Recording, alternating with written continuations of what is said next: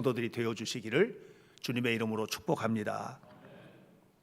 오늘 저는 다윗의 이야기를 좀 하려고 합니다. 다윗 하면 우리가 너무 잘 알고 있고 정말 훌륭한 왕 아닙니까?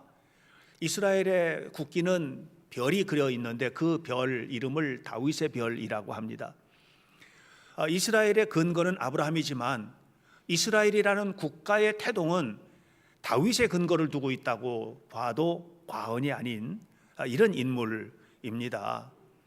그러나 이 다윗이라는 인물도 우리가 절대로 본받아서는 안 될 삶을 살았던 순간들이 있었다는 거, 그래서 넘어서서는 안 될 문턱을 넘어서서 비참하고 고통스러운 광야의 인생을 마무리하게 되는 그런 다윗의 모습을 보면서 다윗과 같은 위대한 하나님의 사람도 그랬는데 우리는 그러면 어떻게 살아야 될까, 이런 부분들을 좀 살펴보려고 해요. 사실 성경에 나오는 다윗은 굉장히 훌륭하죠. 너무 훌륭한 사람입니다. 처음에 역사의 무대에 등장하게 되는 것이 골리앗과의 전투에서 역사의 무대에 등장을 하게 되는데, 그 이후에 살았던 다윗의 삶은 사울에게 쫓겨다니고 힘들고 고통스러운 그런 환경에 있었습니다. 다시 말하면 사울에게 쫓겨다니던 모든 자리가 어떤 자리냐면 광야거든요. 광야, 유대 광야. 유대 광야에서 살았어요. 성경은 엔게디 황무지 이런 표현들이 나오는데, 엔게디 황무지에 가면 엔게디라는 오아시스도 있지만 그 오아시스, 작은 오아시스를 벗어나면 정말 풀 한 폭이 자라지 않는 그런 황무지거든요. 이런 곳에서 사울에게 쫓겨다니면서 고통스러운 과정을 보내게 되는데요. 그런데 재밌는 게 그런 고통스러운 광야, 무서운 황무지에 살았는데 다윗은 한 번도 광야에 살지 않았다는 거예요. 몸뚱이는 광야에 있는데 그의 영혼은 너무나도 풍성한 거예요. 왜냐하면 그 모든 과정에서 하나님이 함께 하심을 보고 경험하고 살았기 때문에 남들이 볼 때는 야, 너 어떻게 살아? 얼마나 힘들어? 이렇게 말하는데 나는 아니야, 괜찮아, 나 괜찮아, 나 전혀 문제 없어. 아무도 이해 못하는 거죠. 근데 다윗은 그렇게 살았거든요. 그런 속에서 섬세한 감성과 깊은 영성으로 쏟아낸 시들, 이게 시편에 가득 담겨 있지 않습니까? 시편에 나와 있는 그의 시들은 편안할 때 쓰여진 시들이 아니에요. 편안할 때 아침에 해 떠오르는 모습을 보면서, 이게 아니에요. 광야에서 쫓겨다니면서 굴 속에서 고통의 자리에서 그 깊은 영의 우물에서 그냥 하나님 앞에 고백하는 신앙 고백적 시들을 쏟아냈습니다. 다윗은 훌륭한 시인이었죠. 또 뿐만 아니라 다윗은 수없이 많은 전쟁을 치렀는데 나가는 전쟁마다 승리하는 전쟁의 영웅이기도 했습니다. 다윗이 골리앗과 처음 싸울 때에 골리앗과의 전투, 이거 이길 수 있는 전투가 아니지 않습니까? 그런데 그 전투에 나가서 승리하잖아요. 승리를 하는데 그 승리하는 것도 광야를 쫓겨다니면서 그와 함께 하셨던 하나님의 임재를 경험했던 것처럼 그 골리앗과의 승리, 이 싸움의 승리도 역시 하나님의 임재 속에서 경험되는 승리였거든요. 사람들이 다 두려워서 벌벌 떨고 있는 골리앗 장군 앞에 다윗이 나가면서 했던 얘기가 이렇게 얘기하잖아요. 이 전쟁은 칼과 싸우는 전쟁 아니다. 너는 칼과 창으로 싸우는 전쟁으로 알고 나왔지만 내가 볼 때 이거는 하나님이 하시는 전쟁이지 칼과 창으로 싸우는 전쟁이 아니다. 하나님께서 이 전쟁을 치르실 것이고 나는 이 싸움을 통해서 하나님이 살아계신 것과 전쟁의 승리는 하나님께 있는 것, 그리고 너의 목숨도 하나님의 손에 달린 것이라는 것을 증명해 보이겠다, 이렇게 얘기를 하지 않습니까? 그러면서 엄청난 무기로 무장을 하고 서 있는 골리앗 앞에 나가면서 양치기 막대기, 물매, 그리고 조약돌 5개, 이거 들고 나가가지고 그를 무너뜨려 버리고 맙니다. 그 속에서도 다윗의 정말 하나님 사람다움이 증명이 되는데, 그건 뭐냐면 하나님을 바라보고 있는 것과 그리고 상대방인 골리앗을 정확하게 판단하는 지성적인 판단력, 그리고 늘 물매 던지는 돌멩이 던지는 기술을 익혔던 이 평상시의 전문적인 기술, 이런 것들이 다 동원이 되어 가지고 골리앗을 무찔렀어요. 그러니까 골리앗은 그냥 믿음 하나로 무너진 것이 아니고 다윗이 가지고 있었던 모든 능력과 그것보다도 더 중요한 것은 하나님께서 함께 하셨던 이 놀라운 하나님의 역사가 골리앗을 무찔리게 된 것이죠. 그러니까 다윗은 광야에 다니면서도 하나님과 동행, 전쟁터에서도 하나님과 동행, 어딜 가든지 하나님과 함께함, 이렇게 살았기 때문에 다윗은요, 흠잡을 게 하나도 없는, 너무나 오늘로 말하면 신앙인의 모델이 되는, 누구나도 본받고 따라가야만 하는 이런 인물이 바로 다윗이었던 것입니다. 다윗이 골리앗을 죽이고 난 다음에 예루살렘으로 승리의 개선가를 부르며 귀환할 때 사람들이 막 노래를 부르잖아요. 뭐라고 노래합니까? 사울은 전쟁에 나가면 1000명을 죽이는 용장입니다. 그런데 다윗은 10,000명을 죽이는 맹장입니다. 다윗을 따라갈 자는 없습니다. 다윗은 만만이로다. 다윗은 만만이로다. 하면서 그냥 뭐 많은 여인들이 나와가지고 꽃을 뿌리면서 노래를 부르는데 엄청난 역사를 이루게 된 것입니다. 결국 지난주에 우리가 나누었던 것처럼 사울은 이런 다윗을 시기하고 하나님의 영의 임재 안에 있지 못하고 제멋대로 살다가 나중에 광야에서 블레셋 사람에게 비참하게 죽임을 당하게 됩니다. 그리고 나서 다윗은 왕위에 오르게 됩니다. 자, 다윗이 이스라엘 다스리는 왕이 되었습니다. 이스라엘의 두 번째 왕입니다. 첫 번째 왕은 사울이고 두 번째 왕은 다윗인데 이 두 번째 왕위에 오르게 된 겁니다. 하나님께서 세우셨습니다. 백성들이 함께 세웠습니다. 이렇게 해서 왕위에 오르면서 이스라엘에게는 놀라운 무대, 첫 번째 무대가 펼쳐지게 됩니다. 그 무대는 하나님의 나라입니다. 이 땅에 이루어진 하나님의 나라입니다. 구약 성경 사무엘 하에 나타난 다윗의 이야기는요, 너무너무 아름답습니다. 그가 왕이 되고 난 다음에 거기에서 펼쳐냈던 이 하나님께서 통치하시는, 다윗은 그 하나님의 종으로서 나라를 다스리는 이런 그 이스라엘은 너무너무 아름답습니다. 그 속에 펼쳐졌던 이야기들, 헤브론에서 왕이 될 때에, 그리고 헤브론에서 유다의 왕이 될 뿐만 아니라 나중에 12지파의 왕이 되어서 이스라엘 전체의 왕위에 오를 때, 큰 이야기들은 한편의 드라마와 같습니다. 왜냐하면 다윗은 왕위를 빼앗은 게 아니에요. 백성들 모두가 박수쳐서 당신이 왕이 되어야 된다고 올려서 이렇게 왕이 된 사람이거든요. 너무나도 훌륭한 그런 왕이었습니다. 그런 다윗에게 하나님은 성령의 기름을 부으시고 나단 선지자를 통해서 하나님의 축복의 언약들이 쏟아지는데, 그 이야기들은 모두 다 우리 모두가 받고 싶은 그런 아름다운 축복의 이야기였습니다. 이렇게 성령의 기름을 부음을 받고 왕이 된 다윗이 나가는 전쟁의 이야기들이 이제 나오는데, 사무엘하 8장, 9장, 10장 등 쭉 나오는 이야기 보면 가는 곳마다 승리를 하는 건데요. 그런데 이 전쟁에 나갈 때마다 승리하는 그 이야기 속에 후렴처럼 붙어서 나오는 이야기가 있습니다. 그건 뭐냐면 하나님께서 다윗을 어디에 가든지 승리하게 하셨다는 겁니다. 그러니까 다윗의 승리, 전쟁의 승리는 다윗의 능력이 아니고 하나님께서 승리하게 하시는 겁니다. 대적할 자가 없게 만들어 주시는 것입니다. 여러분들의 삶의 앞길에 대적할 자가 없도록 하나님이 함께 하시기를 축원합니다. 여러분이 가는 곳마다 하나님이 함께 하심으로 이기게 하셨다. 직장에서도 이기게 하신다. 학업에도 이기게 하신다. 건강도 이기게 하신다. 모든 악한 마귀 역사에서 승리케 하시는 하나님의 은혜, 이 은혜가 여러분의 삶 속에 이루어지게 되기를 주님의 이름으로 축원합니다. 온 백성을 다스리는데 하나님의 말씀으로 다스리는 거예요. 그러니까 이 다윗이 다스리는 나라는 뭐냐면 천국 같아요. 천국. 이것을 이 땅에 이루어진 하나님의 나라라고 이야기합니다. 주기도문을 할 때도 하나님의 뜻이 하늘에서 이루어진 것처럼 땅에도 이루어지이다라고 우리가 기도하지 않습니까? 이것이 진짜로 이루어졌던 때가 뭐냐면 다윗 왕국 때였던 것입니다. 다윗이 이렇게 왕이 되어서 온 나라를 다스리는 가운데 다윗에게 특별한 것이 이루어지는데, 그건 뭐냐면 하나님이 약속한 모든 것이 다윗의 삶에 고스란히 이루어지는 겁니다. 여러분, 하나님의 약속이 이루어지는 삶이 얼마나 축복입니까?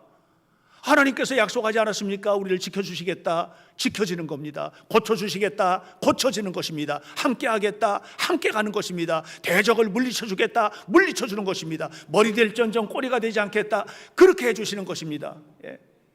네가 살아가는 모든 삶에 내가 함께하면서 너의 삶 속에 네가 짓지 않은 집을 누가 지었는데 악한 자가 지은 집이라도 선한 너에게 주어서 네가 그것을 누리게 하겠다. 네가 심은 과일은 기한 전에 떨어지지 않게 하겠다. 아기를 가진 여인은 잉태하여 출산을 하는데 그 출산이 건강하게 해주겠다. 이 모든 것들이 하나님의 약속 아니겠습니까? 예, 약속이 내 삶 속에 다 이루어지는 일들 얼마나 큰 축복입니까? 이 축복이 여러분의 것 되시기를 주님의 이름으로 축원합니다. 보세요, 하나님께서 아브라함에게 뭐라고 했습니까? 이 땅을 너에게 주겠다 그랬잖아요. 이게 언제 이루어졌습니까? 다윗에게서 다 이루어진 겁니다. 하나님께서 약속하신 땅을 하나도 빼놓지 않고 모두 다 회복했습니다. 이것이 다윗에게 주신 하나님의 축복입니다. 뿐만 아니라 12지파가 하나가 되었습니다. 여러분, 이스라엘은 12지파가 있거든요. 우리는 뭐 영남이니 오남이니 진보니 보수니 이렇게 자꾸만 갈라지지 않습니까? 이 정도는 갈라지는 것도 아닙니다. 이스라엘은 12조각으로가 나눠져 있는 거예요. 12지파가 뭐냐면 모두 다 다른 부족들이라고 보시면 돼요. 하나 되기가 너무 어려운데, 그런데 이들이 하나님의 이름으로 하나로 모였어요. 그리고 그 모든 민족을 다윗이 통치하는 것입니다. 얼마나 놀라운 축복을 누리게 되었는지 모릅니다. 그리고 그 속에 하나님이 약속하신 복의 근원이 되는 은혜, 다시 말하면 샬롬의 축복이 이루어졌어요. 땅도 있는데 민족도 하나가 됐는데 평화가 없으면 그건 평화 아무것도 아니잖아요. 결혼해서 둘이 하나가 돼서 가정에서 사는데 그런데 이 부부가요 다 있어. 모든 거 다 있어. 권세도 있고 물질도 있고 집도 있고 자식도 있고 다 있는데 평화가 없어. 마음이 안 맞아. 이건 진짜 행복이 아니거든요. 그런데 이 다윗의 나라는 하나님께서 주시는 나라, 민족뿐만 아니라 샬롬의 축복이 이루어진 겁니다.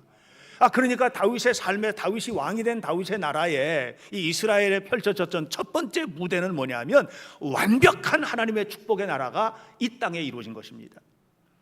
그런데 이것을 지켜내지를 못했어요. 그래서 두 번째 무대로 옮겨가게 되는 거예요. 두 번째 무대는 뭐냐 하면 다윗이 절대로 넘어서는 안 되는 운명의 문턱을 넘어선 겁니다. 가서는 안 될 길을 간 거예요. 해서는 안 될 일을 한 거예요. 하나님을 믿는 왕으로서 이거 다윗의 모습이 아니야. 지금까지 다윗이 걸어왔던 걸음하고는 전혀 다른 그런 문턱을 넘어서고 있는 모습을 보게 됩니다. 그 순간 다윗의 삶은 지옥과 같은 비극으로 떨어집니다. 그렇게 아름다웠던 다윗의 왕국이 그냥 무너지기 시작합니다. 그렇게 행복했던 다윗의 삶이 완전히 무너지게 됩니다. 그토록 아름답고 고귀했던 다윗 왕실이 살인, 간음, 배반, 배신, 반역으로 얼룩지고 피로 얼룩지는 그런 가정이 되어버리고 말았습니다. 그 이야기가 사무엘하 11장부터 24장까지에 나와 있습니다. 사무엘하는 1장부터가 다윗의 왕국에 관한 이야기가 시작이 되는 거거든요. 1장부터 10장까지는 우리가 말했던 첫 번째 무대예요. 너무나 아름다웠던. 그런데 11장을 딱 넘어서서 11장부터 24장까지 그 기나긴 과정이 완전히 지옥과 같은 고통 속에서 다윗이 보내게 되는 과정을 보내게 되는 거예요. 왜 그렇게 됐을까? 거기에 밧세바라는 여인이 등장을 하고 있습니다. 다윗의 삶을 비극으로 인도한 여인입니다. 아닙니다. 사실은 이 여인 때문이 아닙니다. 다윗이 가지고 있었던 믿음과 삶의 문제, 이 문제가 건강하게 바로잡아지지 않았기 때문에 결국은 그리로 떨어져 버리고 만 겁니다. 사무엘하 11장 오늘 본문 1절을 보면 이렇게 시작합니다. 부하들이 다 전쟁에 나갔다는 겁니다. 암몬과의 전투를 지금 하고 있습니다. 암몬은 어디냐면 지금의 요르단 땅입니다. 요르단의 수도 암만, 이것이 바로 암몬 자손들의 근거지입니다.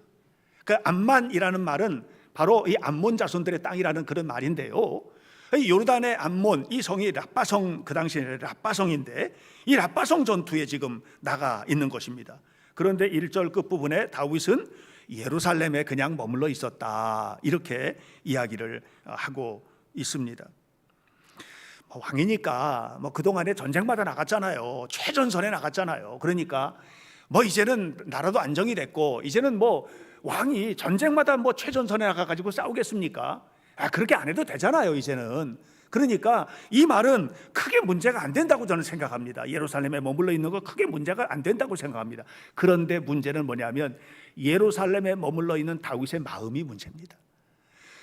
그 마음이 지금 저 최전선에서 목숨을 내놓고 피를 흘리면서 싸우고 있는 부하 장수들 안타깝게 생각하면서 하나님 앞에 기도하는 그 마음으로 근신하며 경건하게 보내고 있는가? 그게 아닌 것이 문제가 된 것입니다. 왜 그랬을까요? 왜 그랬을까요? 여러분 기억하셔야 됩니다. 여러분이 누리고 있는 행복, 여러분이 누리고 있는 삶의 여건들, 이런 것들이요, 내가 열심히 노력해가지고 번 것이니까 당연히 내가 누릴 권리라고 착각하는 순간 그때서부터 무너지는 거예요. 다윗은 지금 다윗의 왕국에서 이제 이 정도 누리는 것은 권리라고 생각했어요. 그런데 그건 권리가 아니에요. 지금도 여전히 하나님의 은혜입니다. 여러분, 다윗이 누리고 있는 모든 것들, 지금까지 살아왔던 모든 과정 하나님의 은혜입니다. 골리앗이 자기가 했습니까? 하나님의 은혜로 한 겁니다. 어디를 가든지 승리하게 하셨다. 하나님께서 그렇게 해주셨다는 거예요. 그러니까 이 모든 과정에 있어서 다윗이 누리고 있는 것은 하나님의 은혜로 주어진 것이지, 당연히 내가 누릴 권리, 내가 권리인데 내가 이거 당연히 내가 누릴 권리니까 주세요, 이런 자리가 아니라고 하는 사실을 알아야만 합니다. 하나님이 이 은혜를 거둬가시면 외톨이가 되는 거예요. 지난주에 우리가 사울의 모습을 통해서 처절하게 살펴봤지 않았습니까? 사울이 하나님 앞에 실패하고 자기 멋대로 살 때, 그때 그에게서 사라진 것이 딱 하나입니다. 하나님의 은혜가 사라진 겁니다. 하나님께서 은혜를 거둬가신 거예요. 그러고 난 다음에 그 광야, 그 고통스러운 광야를 자기 스스로 자기 혼자 그걸 견뎌내고 감당을 해야 되는데 그 과정이 얼마나 힘들고 어려웠던 것 우리 사울을 통해서 다 알고 있지 않습니까? 다윗이 지금 착각하고 있는 겁니다. 한국교회도 착각하면 안 됩니다. 우리가 열심히 했습니다. 얼마나 열심히 했습니까? 새벽 기도회를 이렇게 열심히 하는 세계의 나라가 어디 있습니까? 이렇게 철야기도 하고 이렇게 금식하고 이렇게 헌신하는 그런 교인들이 세계 어디에도 찾아보기 어려운 만큼. 그래서 이만큼 부흥했으니까 이제 누려야만 합니까? 아닙니다. 이게 다 하나님의 은혜입니다. 세계와 열방을 향한 하나님의 은혜입니다. 한국교회가 책임져야 될 책임만 있을 뿐입니다. 오늘 우리는요, 한시도 하나님의 은혜를 잊어서는 안 됩니다. 하나님의 은혜를 잊는 순간 무너지는 것입니다. 하나님의 은혜를 잊는 순간 우리도 다윗처럼 넘지 말아야 될 선을 넘어가게 되는 거예요. 그는 예루살렘에 머물러 있었습니다. 그리고 이 이스라엘 사람들이나 중동 사람들이 점심때가 되면 너무 뜨거우니까 낮잠을 자는데 이 낮잠을 즐기는 겁니다. 매일마다 즐겼겠죠. 이날도 그랬습니다. 즐기는데 그냥 낮잠 잠깐 자고 업무를 보고 이게 아니에요. 저녁 때까지 낮잠을 잤다고 그랬습니다. 2절에 보니까 저녁 때에 그 자리에서 일어났습니다. 그리고 왕궁 옥상을 거느리게 됩니다. 시원한 바람을 쐬러 왕궁 옥상에 올라갔지 않았겠습니까? 그곳에서 한 여인을 보았는데 그 여인이 누구냐? 그 여인이 누군지를 다윗이 너무나 분명하게 알게 된 겁니다. 3절에 보니까 다윗이 사람을 보내 그 여인을 알아보게 했는데 엘리암의 딸이고 햇사람 우리아의 아내 바세바입니다. 이렇게 얘기를 해줬습니다.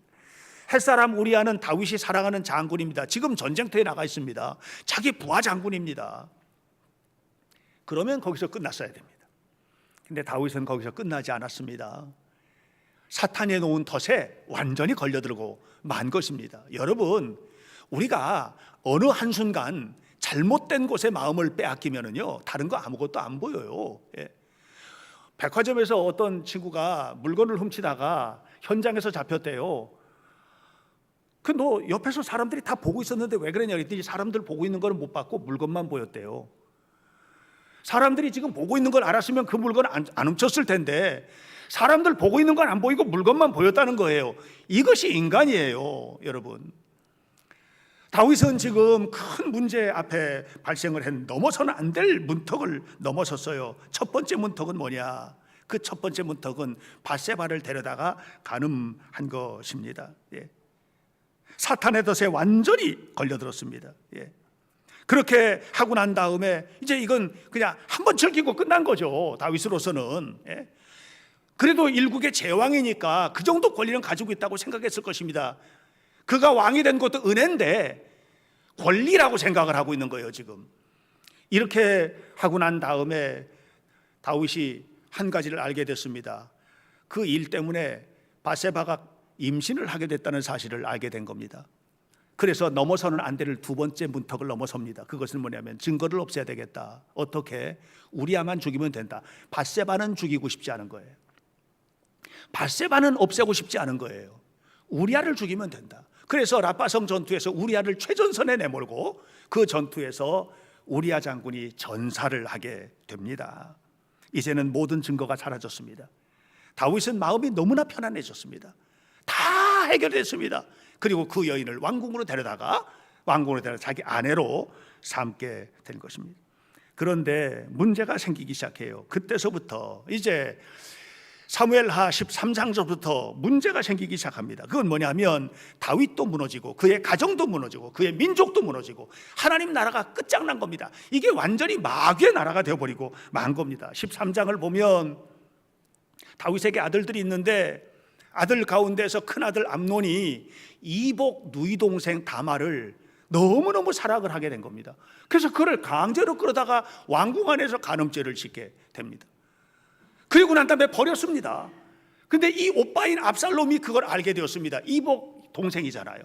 이 압살롬이 이걸 알게 되고 난 다음에 어떤 일을 벌입니까? 암논을 데려다가 죽여버립니다. 형제살인이 벌어집니다. 근친상간 형제살인. 그리고 나서 이 일 때문에 이제 무서워서 도망을 갔던 압살롬이 나중에 사람들을 모아가지고 와가지고 아버지를 이번에는 몰아냅니다. 아버지를 왕의 자리에서 몰아내고 그리고 자기가 왕위를 차지하게 됩니다. 이 집안은 이제는 형제도 없고 부모도 없고 형제도 없는 백성들 눈앞에도 없는 이런 나라가 되어버리고 만 것입니다. 결국 하나님의 도우심으로 겨우 다윗이 목숨을 건지기는 했는데 예루살렘에 돌아와 보니 이제 민심도 떠나가고 이젠 다윗을 진심으로 존경하는 그런 분위기가 아닌 것이 되어버리고 말았습니다. 사랑하는 여러분, 저는 우리 성도들이 정말 좋은 신앙인들이 되셨으면 좋겠어요. 좋은 신앙인이 된다는 것은 뭐냐면 죄짓지 않고 사는 거예요. 하나님 말씀대로 사는 거예요. 그렇게 사는 거예요. 내 생각대로 사는 게 아니라 하나님 말씀대로 사는 거예요. 이것이 좋은 신앙인이 되는 겁니다. 간절히 바랍니다. 그래서 하나님의 약속하신 것을 누릴지언정 내가 누리고 있는 것을 빼앗기는 어리석은 신앙의 삶을 살지 않게 되시기를 간절히 축원합니다. 자, 그런데 이런 다윗을 하나님은 안 버리셨어요. 이 파렴치한 다윗을 하나님이 버려야 되는데 버리지를 않았어요. 왜 그랬냐? 세 번째 무대 때문에 그래요. 다윗은 세 번째 무대에 서게 됩니다. 사무엘하 12장을 보면 1장에서 나단 선지자가 다윗을 찾아옵니다. 나단 선지자하고 다윗은 늘 가깝게 지냈습니다. 하나님의 선지자이고 왕이니까 다윗은 늘 선지자에게 물었고 또 선지자는 하나님의 말씀을 전했습니다. 그런데 어느 날 나단 선지자가 오는 겁니다. 그러니까 평상시에 익숙한 어떤 일을 상의하기 위해서 오는 줄 알았습니다. 그런데 와서 전혀 다른 이야기를 하는 겁니다. 어떤 사람에 대한 이야기를 하는 거예요. 왕이시여, 어떤 사람이 있습니다. 이 사람 되게 부자인데요, 양도 많고 염소도 되게 많거든요. 그런데 그의 이웃에 아주 가난한 사람 하나가 사는데 이 사람은 어린 새끼 암양 하나밖에 없어서 이게 자식처럼 귀해가지고 밤에 잘 때도 끌어안고 잡니다. 이 정도로 귀한데요, 이 부잣집에 손님이 왔는데 자기네 집에 많은 양들 염소들 내버려두고 이 가난한 사람 억지로 그 양을 뺏어다가 그걸 잡아가지고 손님을 대접한 일이 벌어졌습니다. 어떡하죠? 그러니까 다윗이 화가 났습니다. 그놈을 당장 죽여라. 그리고 그 어린 양을 빼앗긴 그 사람에게는 4배로 갚아주어라. 4마리를 갖다 주어라. 이렇게 얘기를 합니다. 그때 나단 선지자가 다윗에게 7절 이하에서 얘기합니다. 당신이 바로 그랬습니다. 당신이 그랬습니다. 우리아의 품에 있던 어린 암양 바세바를 데려다가 당신이 잡아먹지 않았습니까?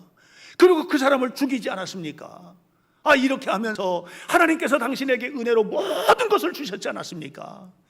부족한 것이 하나도 없게 하지 않았습니까?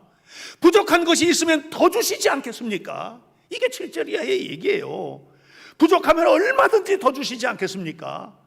그런데 어쩌려고 그러셨습니까? 그러면서 결론적으로 이렇게 얘기합니다. 당신은 하나님도 모르게 한다고 몰래 했죠.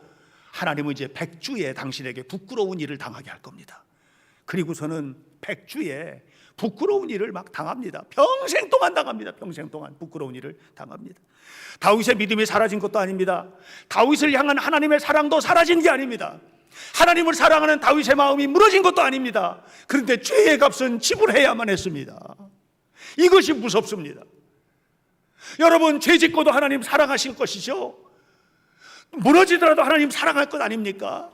아무리 죄 지어도 여러분의 영혼을 하나님은 사랑하실 것입니다. 그런데 저나 여러분에게 두려운 것은 뭐냐면 그 죄의 값을 치러야 된다고 하는 것이 두려운 것입니다. 우리는 하나님 앞에 바르게 살아갈 수 있기를 주님의 이름으로 축복합니다. 나단의 경고를 들었습니다. 근데 다윗이 참 훌륭한 게 이렇게 되었을 때 자기를 아니라고, 이게 아니라고, 그게 아니고 내 말 들어봐, 이렇게 변명한 것이 아니라 그냥 그 자리에서 무릎을 꿇었습니다. 그러면서 내가 죽게 범죄하였나이다 라고 고백을 합니다. 내가 죽게 죄를 지었다는 거예요. 절대 권력자였던 왕이지만 하나님 말씀 앞에 너무나 분명한, 아무도 모르는 줄 알았거든요. 아무도 모르는 줄 알았거든요. 사람은 아무도 몰랐어요. 이 나단 선지자도 하나님 말씀하시니까 알았지. 어떻게 알겠어요? 그런데 이 사실을 하나님께서 말씀하신 거예요. 그러면서 시편 51편에서 다윗이 기도를 시작합니다. 굉장히 중요한 기도입니다. 이렇게 기도합니다. 하나님, 내가 죄인입니다. 그런데 내 죄를 좀 씻겨주십시오. 내 죄를 말갛게 씻겨주십시오. 그리고 또 말합니다. 하나님, 내가 이렇게 살다 보니까 이게 나도 모르게 더러워졌습니다. 내 안이 온갖 죄로 더러워졌습니다. 나에게 정한 마음을 주십시오. 정한 마음을 주십시오. 그리고서는 제일 두려운 게 있는 거예요. 혹시라도 쫓겨날까 봐. 하나님, 나를 주님 앞에서 쫓아내지 말아 주십시오. 절대로 나를 쫓아내지 말아 주십시오. 그리고 중요한 얘기를 합니다.